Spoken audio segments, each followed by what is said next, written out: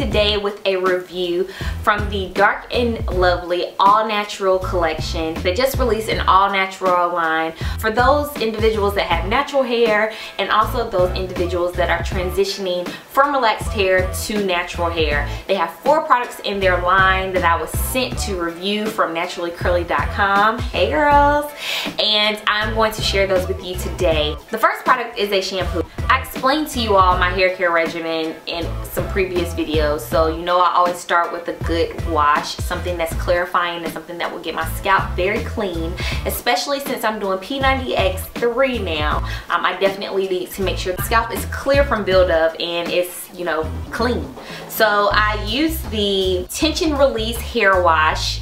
It doesn't say shampoo on it, but we know that hair wash means shampoo. It contains no sulfates, no parabens, and no silicones. So this is, I'm not gonna say it's organic or anything because that's not what we're going for here. This is not what it's talking about, but it does feature honey, guarana root, and a nourishing menu that helps repair breaking and transitioning hair. The shampoo gave me a good lather. I only had to use it one time, so I didn't have to go back in and clarify my scalp twice. I did use a clarifying shampoo the week before as well, so if you know that you have buildup, you might need to go in there and wash it twice, but this definitely did not leave my hair feeling stripped. It is pretty smooth. You know how sometimes you feel like you have like harsh chemicals in your hair when you're washing with a shampoo? It didn't feel that way at all. My hands weren't gross when I finished using it or extra dry. It did give my hair a nice sleek feel. It works, but it's not like, oh my gosh, you need to go buy this right now.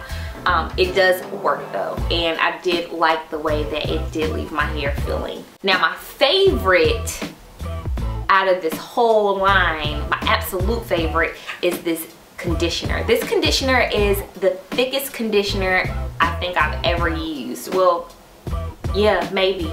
It's called the Strength Restoring Conditioner, and like I said, I don't know if I mentioned, but this whole line is for dry, damaged hair.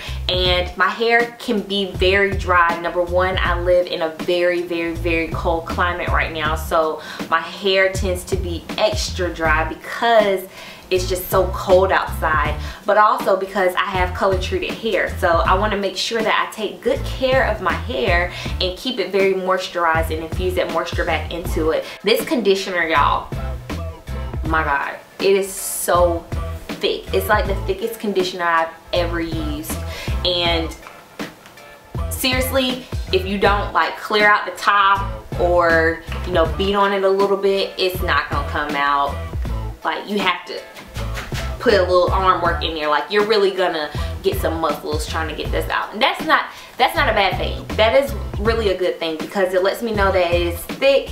I apply it to my hair. I let it sit for 5 to 10 minutes. You can leave it up to 15 minutes if you want to do a deep condition under a hooded dryer. I don't have that, so I ain't do that. I did leave it on about 5 to 10 minutes. I detangled my hair with it in there. It has great slip.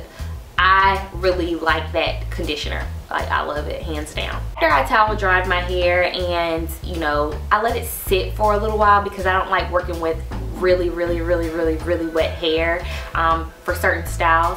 I used the root to tip mender, which is a leave-in conditioner. The whole purpose behind it is to apply it from the roots to the tips, taking special interest in your ends because you know your ends are the oldest parts of your hair. They tend to be the driest. They also tend to be the most delicate, so you want to take your time and give it some TLC.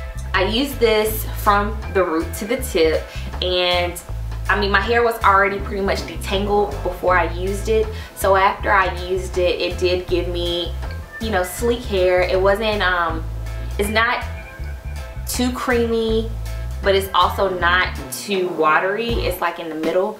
So it gave me some coverage, and I actually used this section by section when I was doing my hair. So I didn't just pump a little bit and put it all over. I used it according to the section. So if I was working with the back section, I pumped enough for the back section, made sure I worked that in there, and then I started styling. And for my styler, I used the super softening hair butter. And when it says super softening, like, it's really super softening. First of all, you can see my hair in this style, and this was done on dry hair. This wasn't the wet style that I did.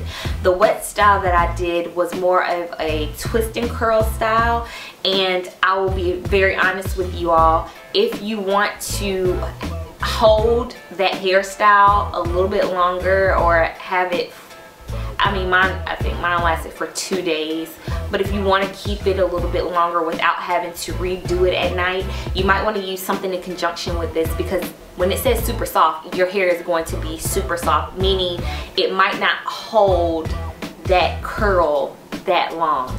I would suggest using this in conjunction with something else, maybe like some type of jelly, to keep your hair a little harder. I did use this on this hairstyle. This is a 3-strand twist style, and these were big chunky 3-strand twists. My hair is extremely soft. Like, my hair is so soft. It looks good. It has that good volume. I was going for something that had a lot of volume, that had a lot of fluffiness, and I didn't want anything too weighed down, so it served its purpose for that. But like I said, it is very soft, so definitely be ready for some soft hair.